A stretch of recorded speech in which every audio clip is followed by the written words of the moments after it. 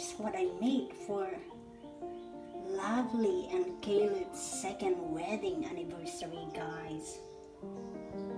Happy wedding anniversary to both of you. And congratulations as well. They're expecting their second baby. I am so excited. I'm going to have 2 grandkids soon. And these are all Plumeria buds. And my sister in Austin asked me how long would it take for me to make this Plumeria. And I told her that, well, it takes me at least 5 hours, guys.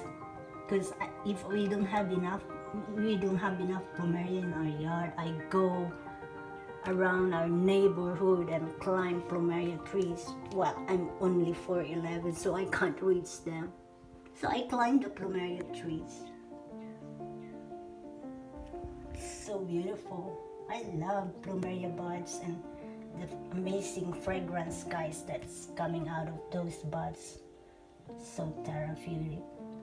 That's my anthurium. That's my spider lily. I so love the color. Can't get enough of it. Can you hear the cardinal? That's his way to us food. We feed a lot of birds, guys. We have at least 100 birds. I love watching them. And thank you to all of you that subscribe. Mahalo.